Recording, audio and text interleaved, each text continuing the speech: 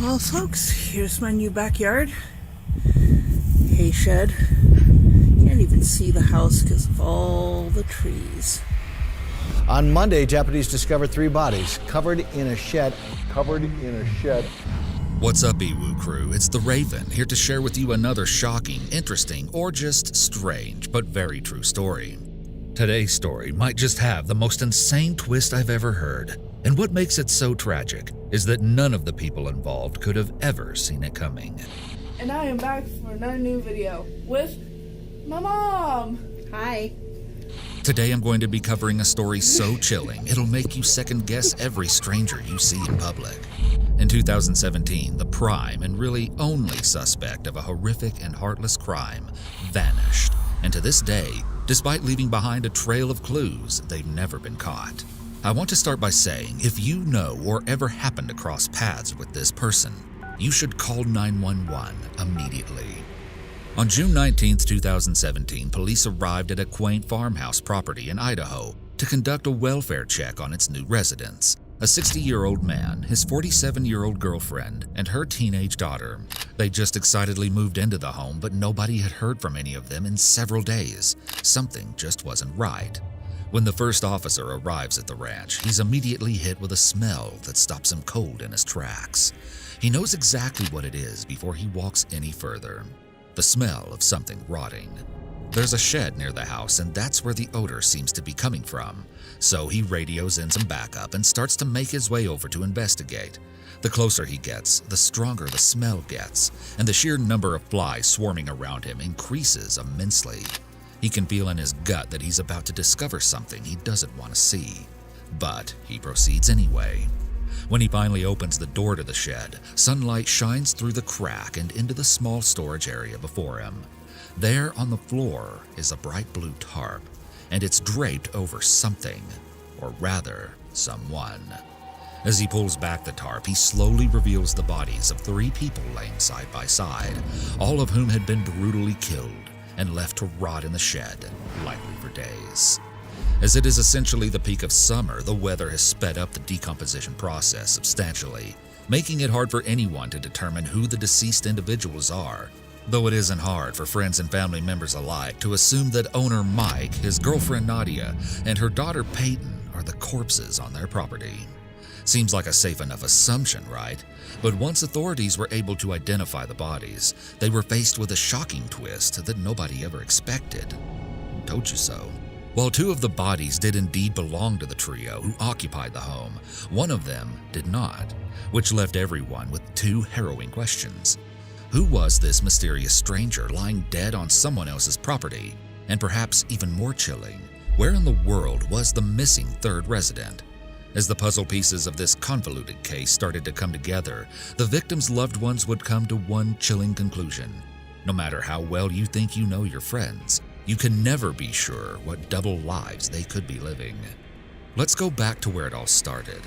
By the time Nadia Medley was in her mid-40s, her 13-year-old daughter Peyton was her entire life.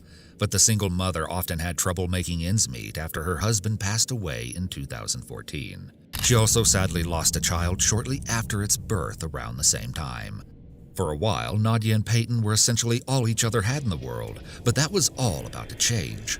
You see, Nadia worked as a massage therapist in Ogden, Utah, and she wasn't in a hurry to find love again so soon after being widowed. But sometimes love is spontaneous and just falls into your lap, or, in Nadia's case, onto her massage table. In 2015, a charming man with immense presence and personality walked into Nadia's work in need of a massage. The man, who went by the name Mike, was undeniably striking to Nadia. Almost right away, there was a spark between the two, a connection that neither of them could seem to control, which of course is how their unexpected relationship started. Mike was a catch, a private pilot for clients who often needed him to fly all over the country at any given time. He made good money, was well-traveled, and just happened to be a divorcee of 10 years. It seemed as though fate brought Mike to Nadia's life, as the two were beyond perfect for each other.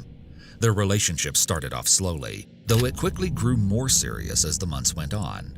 From after-work dates to hikes with Nadia and Peyton, Mike demonstrated his commitment to this newfound love. After all, he knew just how much heartbreak Nadia had already experienced. He made his girlfriend's daughter just as much of a priority in his life, picking Peyton up from school, taking her on lunch dates, teaching her how to shoot, and building such a strong bond with her that soon enough, she started to call him Dad. There you go. Awesome. Do it again. Keep pointing that way. Do it again. Looking at videos of them adventuring and even having fun leg wrestling in the leaves, you can tell that not only had Mike become a father figure in Peyton's life, these two were the best of friends. Nadia's friends saw a dramatic change in the woman when she met Mike, saying that he was the first reason she smiled in a long time, that she had a constant happy glow when they were together. Nadia's loved ones followed her fairy tale romance through social media. The couple and Peyton explored nature together. They had fun at rodeos, went to baseball games, and no matter what, they had fun.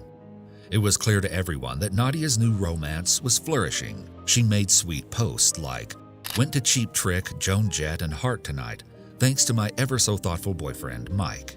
Awesome day at the fair with my little family. Love you guys." After an impromptu trip to Yellowstone, she wrote, "Because my boyfriend is awesome. Love you, Mike."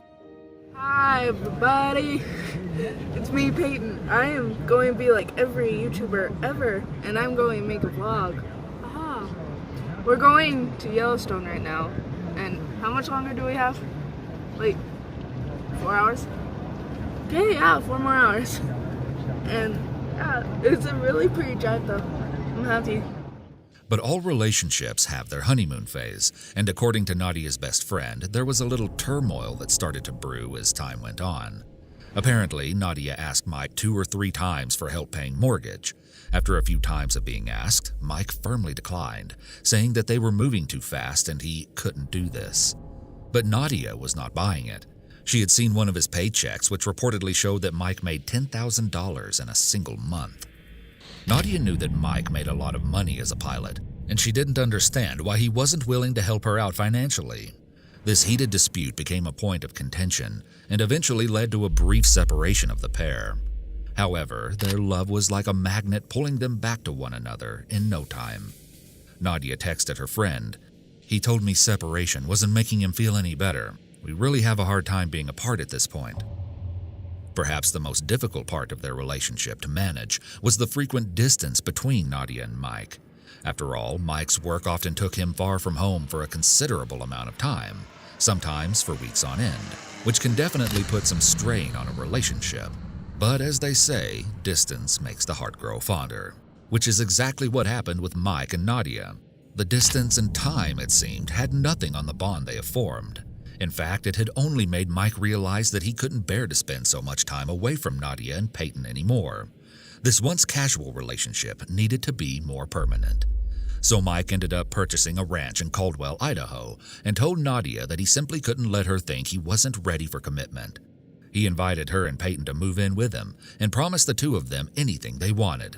Open fields, horses, dogs, rabbits, anything to make them happy and allow them to live a full life with him.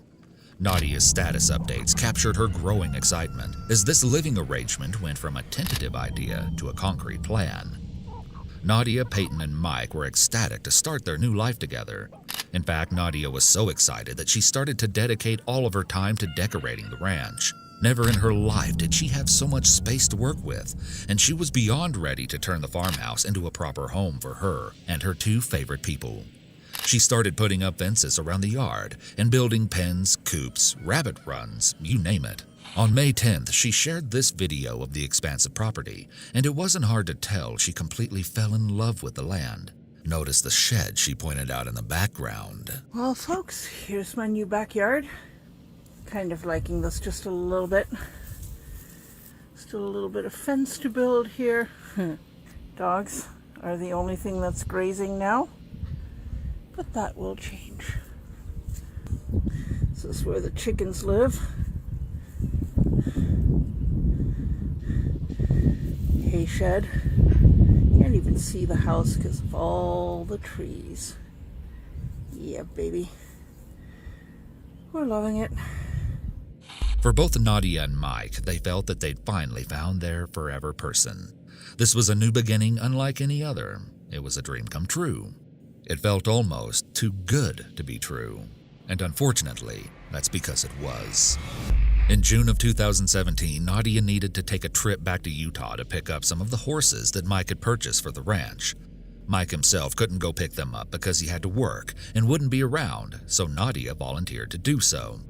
Except on the weekend of June 9th, when she was supposed to arrive at the pickup destination for the horses, Nadia never showed up. The worker she was supposed to meet decided to call her just to check in. Perhaps it was just a simple misunderstanding, or perhaps it was much more than that. When Nadia never answered the phone and never returned any calls, it became clear that there was something very, very wrong. Family friends of Nadia's and Peyton started to experience the same thing on their end, noting that they hadn't even heard from Peyton since June 6th, which was the last time she had sent them a text message. Peyton's friend Sydney started to grow more concerned by the day. Both she and Peyton were completely addicted to their phones. There was no feasible reason why Peyton wouldn't respond to a text or a call for this long. When no one could get a hold of Mike either, it felt as though the entire family simply vanished into thin air. So Sydney convinced her mother to step in and investigate whatever was going on with Peyton and her family. Together, the two called 911 and had someone dispatched over to Nadia and Mike's property to check it out and see if everything was okay. Mike's concerned relatives also called to request a welfare check, which brings us full circle to the authorities stumbling upon the unforgettable scene of 3 badly decomposed dead bodies.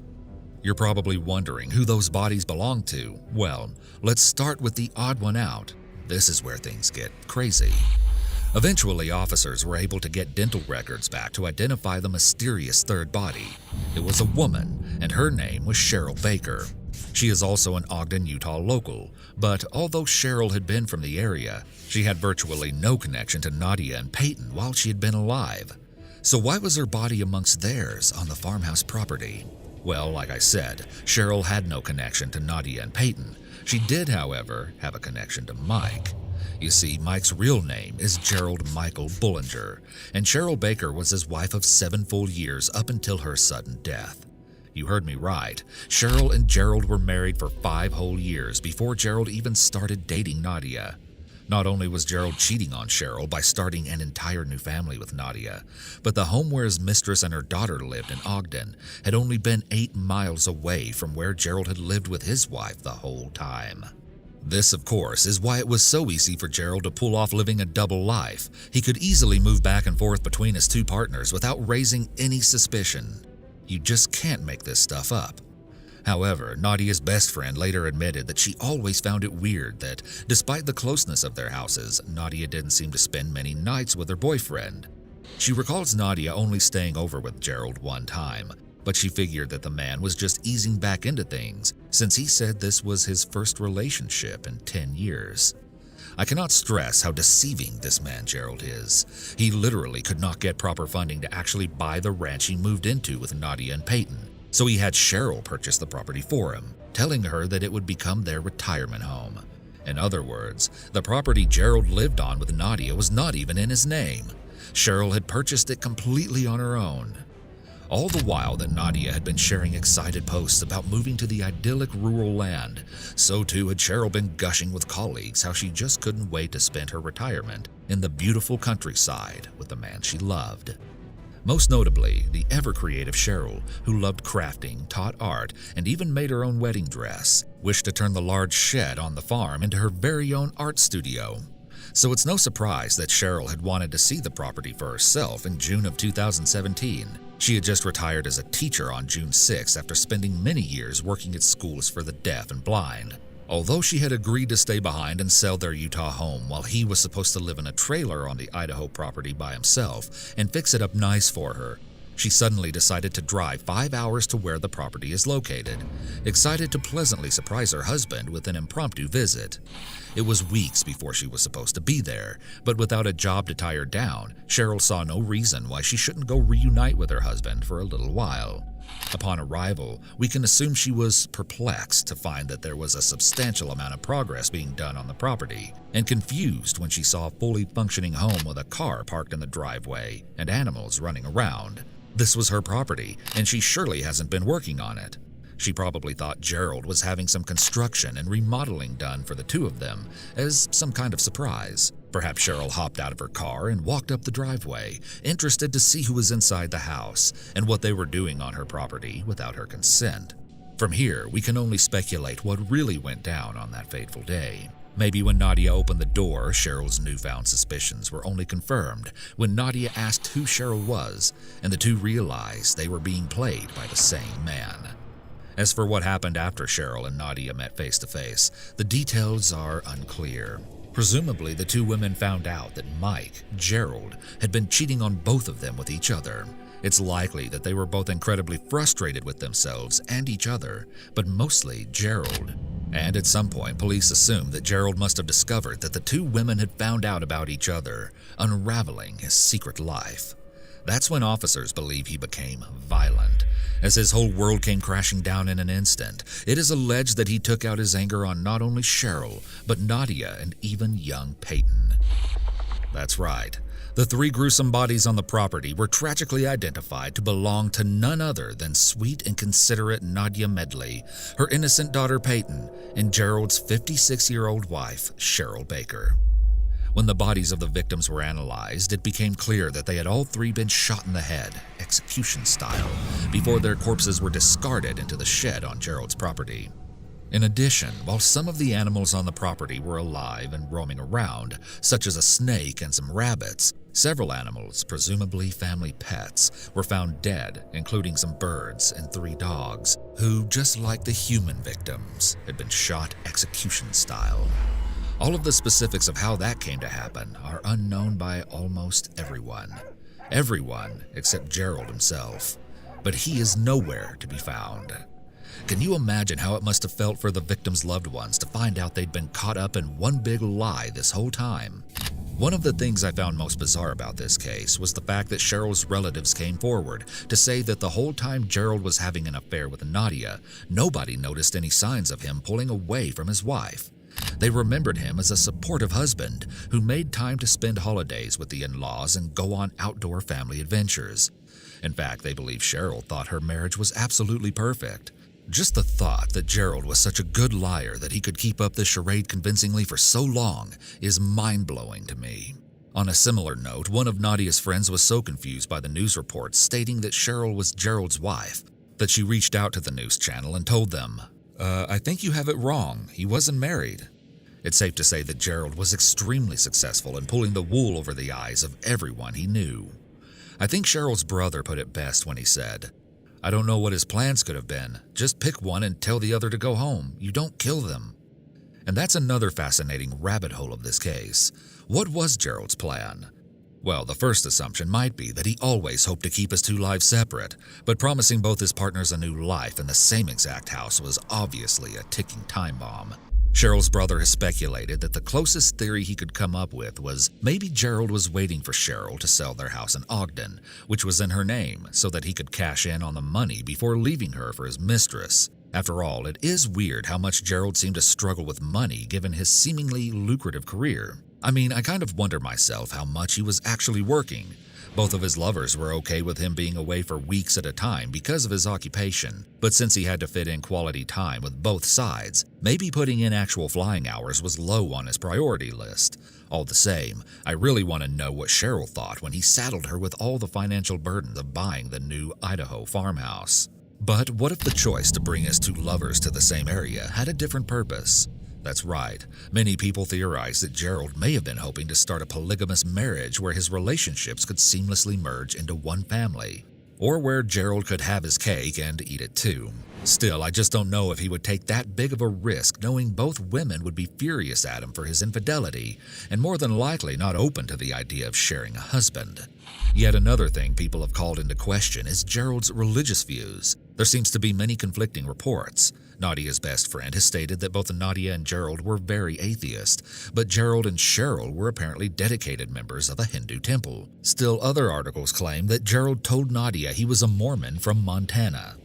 I was able to locate some information that came from Gerald's first wife, a woman named Jackie Garcia, whom he met in the 1970s when they were both freshmen at what is now Brigham Young University, Idaho. He reportedly served his mission in Manila and then married Jackie at the Salt Lake City LDS temple. But from the very start, Jackie says she got a bad feeling about her groom, saying she knew it was a mistake as soon as she got home from the honeymoon. And the next 10 years of their union would show her his true colors. She said his deceptive ways were so extreme that you could catch him red-handed, God could be pointing at him, and he'd still lie all over the place. Jackie also reports experiencing physical abuse at Gerald's hands. The first time she was shown the darkness hidden within her husband was during their very first year of marriage. They'd been arguing, and she found herself on the floor as Gerald loomed menacingly over her. She slowly looked up at him and asked, "You wanted to hit me, didn't you?" He said yes. Not long after that, Gerald allegedly did cross that line. Jackie says he would hit her once during arguments, and she would stop talking. It got to the point where she feared greatly for her life. Still, she tried to make it work, reaching out to the church and loved ones for help. But to her dismay, Gerald was so good at putting on a friendly mask to the outside world that nobody really believed her story. At this point, she had really tried everything. Counseling, a domestic violence hotline, even sending Gerald to therapy for batterers. But ultimately, their marriage would come to an end in 1988, after years of infidelity on Gerald's part, and he quickly began a relationship with a woman who would become his second wife. There's not much information available about this second marriage, but it is claimed that he left this wife to marry another mistress yet again. That mistress would have been Cheryl Baker, his third wife, but because all who knew her attest to how pure-hearted and genuine Cheryl was, there's a pretty good chance she didn't even know she was the other woman in the first place. And with this background, we can understand why Gerald would learn Sanskrit and attend Hindu temple with Cheryl, while simultaneously connecting with Nadia as a supposed ardent atheist. His first wife explains, he compartmentalized. He was whatever way somebody needed him to be. And indeed, Gerald was Mr. Perfect, Prince Charming for both Nadia and Cheryl. Unfortunately, it just had to be at the same time. But had Cheryl suspected something fishy after all? Oddly, the last text a friend received from Cheryl around the time she would have been heading to the Idaho property read, "Take care of my dogs. I don't know if I'm coming back."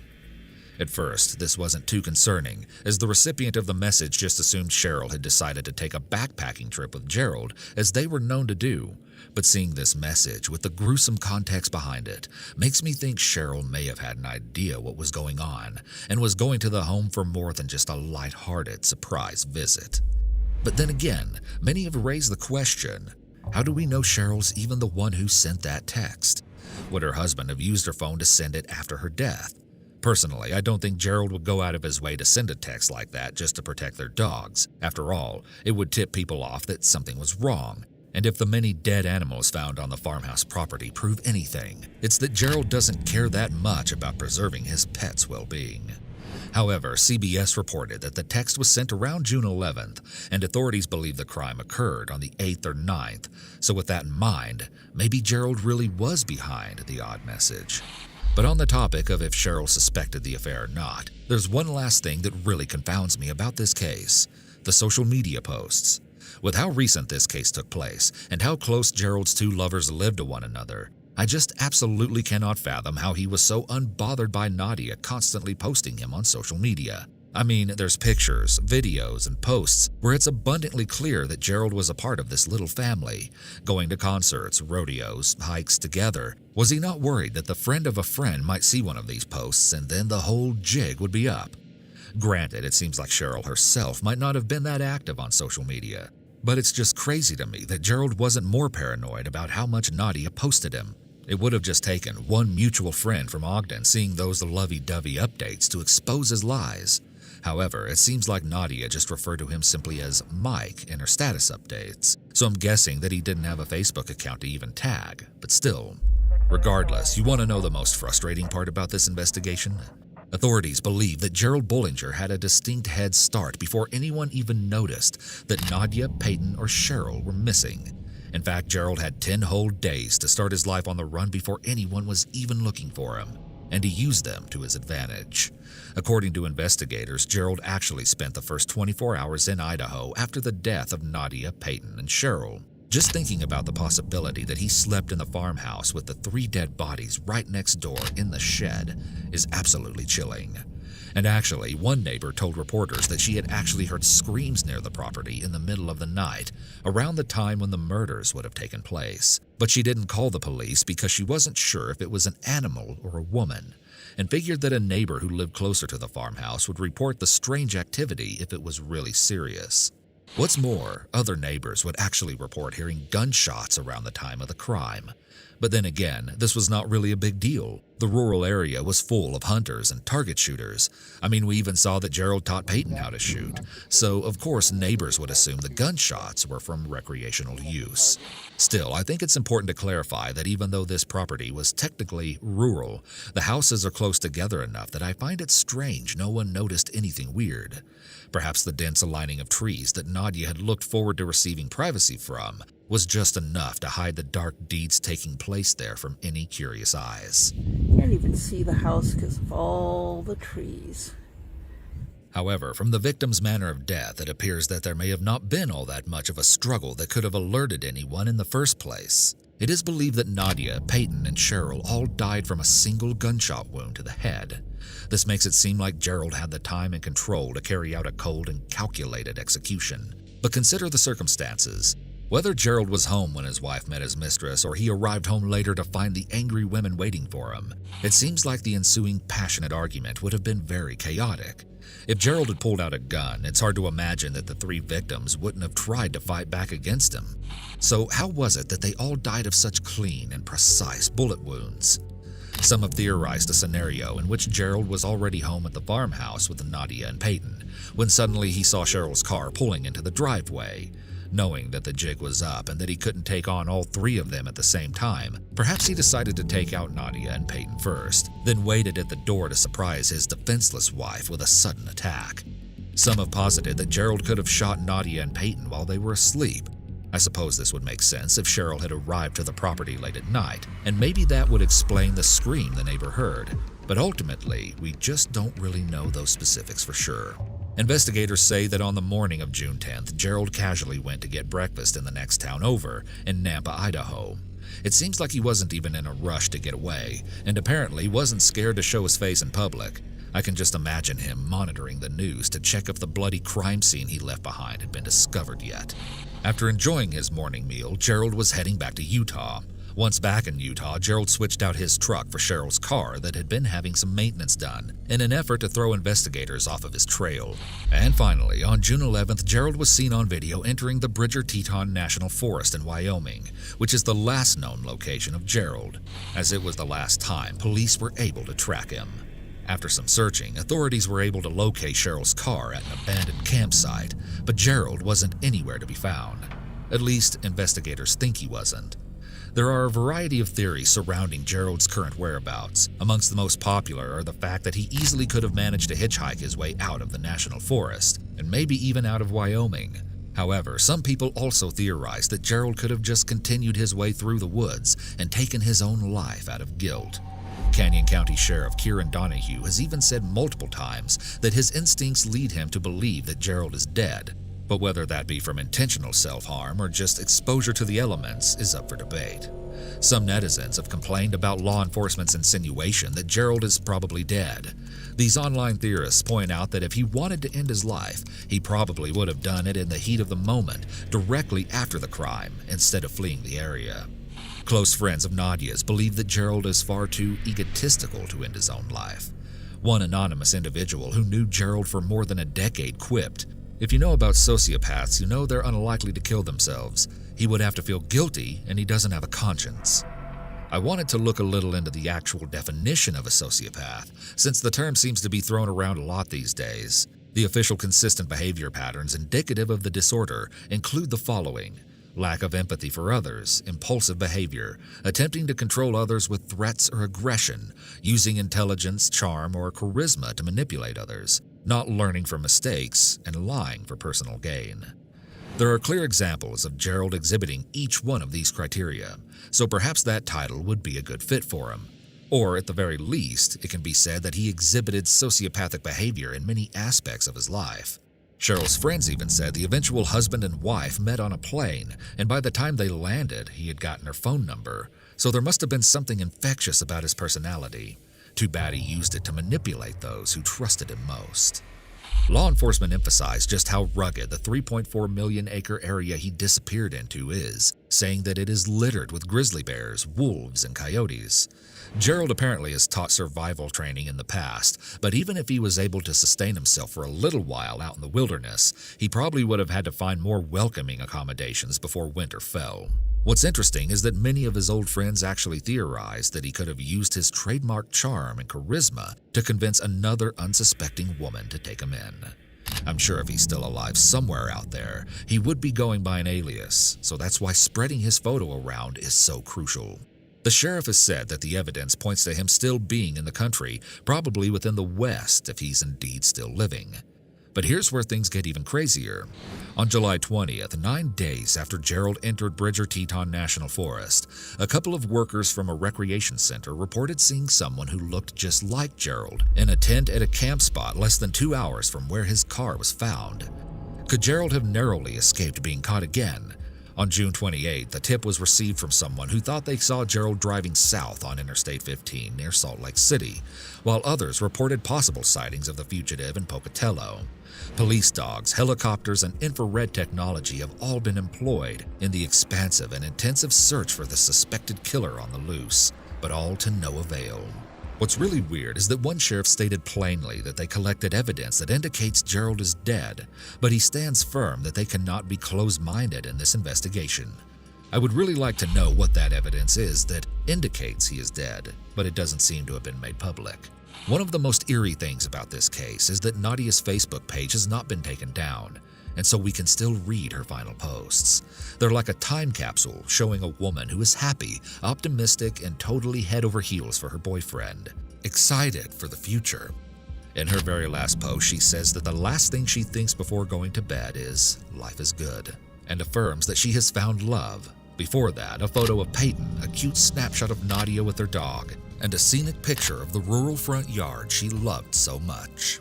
An even older post from 2016 is perhaps the most sad of them all. Nadia shares that she is a survivor of mental and physical spousal abuse at the hands of her late husband. She bravely writes, "I'm much better off now and definitely a survivor, and let me tell you, real people don't hurt others."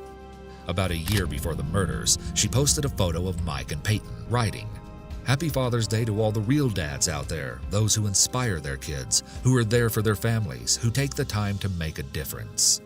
It is truly tragic to see just how much she had to go through already, and even then, she had no idea the monster that her boyfriend Mike really was. At the same time, Peyton actually had her own YouTube channel, and going through some of her old videos really hit me hard. Hello everybody, it's me, Peyton, and I am back for another new video with my mom. Hi. So, today I'm going to be painting her face Galaxy.